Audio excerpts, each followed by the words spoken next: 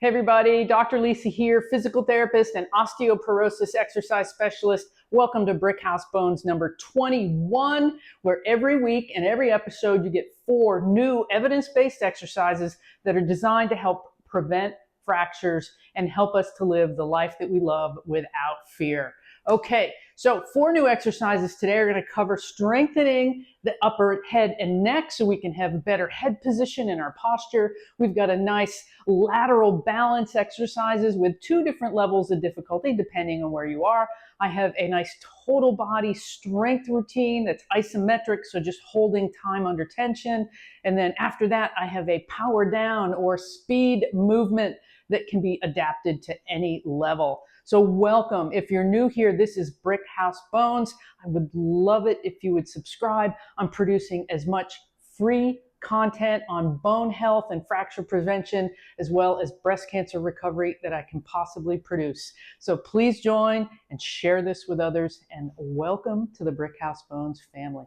All right, no equipment necessary today. We're just going to dive right in with these 4 exercises that you can add to your weekly routine, daily routine, sprinkle it throughout your week, but play with these this week and then let me know what you think. And these travel well too.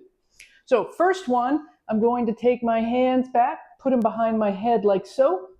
Notice that my elbows are out wide. So when I squeeze the elbows out wide, I'm working my postural muscles between the shoulder blades. And in this tall position, my head's not out here. I've got my head tucked back.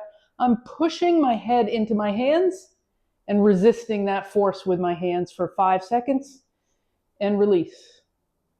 Push my head back into my hands, 5-second hold and release. There's 2, we're doing 3 more.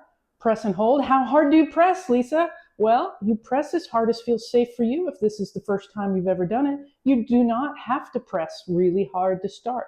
What we're trying to do, press and hold. Here we go. I'm talking and counting at the same time. What we're trying to do is create tension and relax. Last rep coming up here. Press and hold. Keep those elbows out wide. Squeeze the wings together and release it. We're trying to create tension in the postural muscles in our neck and upper back that attach to our spine. We're trying to strengthen those muscles that help improve our ability to hold our head in good position. The more forward our head is, the more pressure and stress there is on the vertebral bodies in our spine. So by strengthening these spinal muscles, we help improve our ability to have a better position. I don't like that term alignment anymore. It's way overused. But to be in a more optimal, beneficial, efficient position that really balances the stresses on our bodies and the stresses on our spine. So that's a head press into the hands, 5 seconds, 5 repetitions, and that could be done every day. All right, next up we have a lateral balance exercise. So we work a lot of lateral balance in Brick House Bones because falls to the side are the most likely way that a hip fracture occurs. So this is a step to single leg balance. I wavered there. Step to single leg balance. So I want the balance held at least 3 seconds. Big step, as big a step as you can safely do, and stick the balance for 3 seconds. So this is version 1. Is it okay to use a hand on the back of a chair or countertop? Absolutely. You know, if you're not able to hold that one-legged balance, use support, gradually weaning away from that support until you can do it with no support like I am. Now, if you find this relatively easy because you've been working on your balance, then make it a hop to balance. Hop. So more air under the feet. Sticking the balance. Whoa, there we go. Always good to work on balance.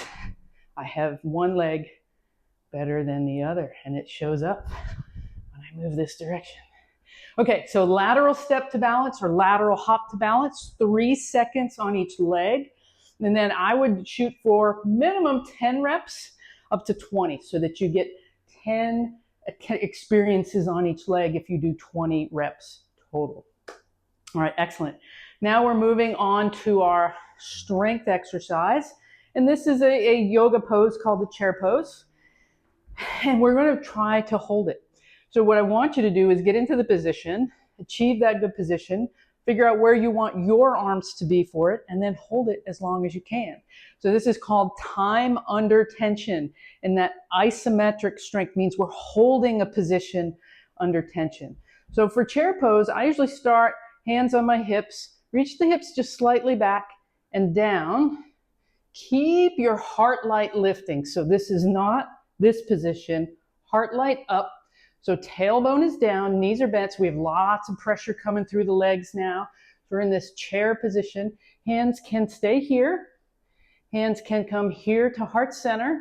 Or if you're feeling for a little extra spicy work, reach the arms over up and really get that length.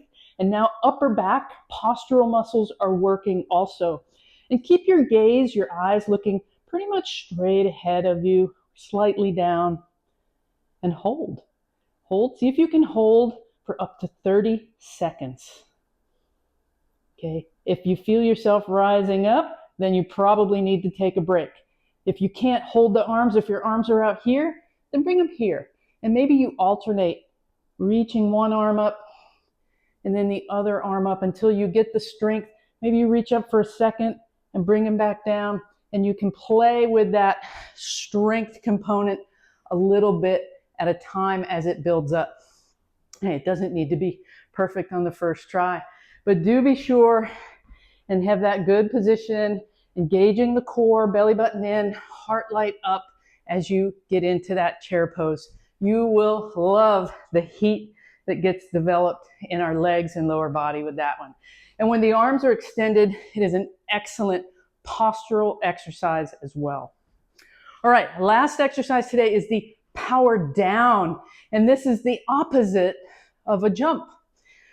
So we're going to go from the full extended position up on our toes and land down as if we were to catch ourselves landing off of a jump. So this is a nice jump preparation exercise. So I'll show you a forward view. So up on the toes, land, coming down. And you want to hear a little bit of thud on the floor. Now, how far you go is up to you. You can start and just do a little one. Or you can start up here and get down as low as you can, but that's a power down. That's a speed movement. We tend to lose quick movements as we get older. Can you hang on to a countertop? Yes, absolutely. The back of a chair, hang on. You can still do it if it feels safer for you to do it that way. I would shoot for 10 power downs and work on that speed and quickness and the ability to stop your momentum as you're going down. Make it as small as you need to make it work for you the first time. You'll be amazed at how quickly that gets better. Thank you for joining me. I'm a little out of breath. That's okay. I'm so proud of you for everything that you're trying to learn and do to make better quality decisions about your exercise and to improve your life. Thanks. I'll see you next time.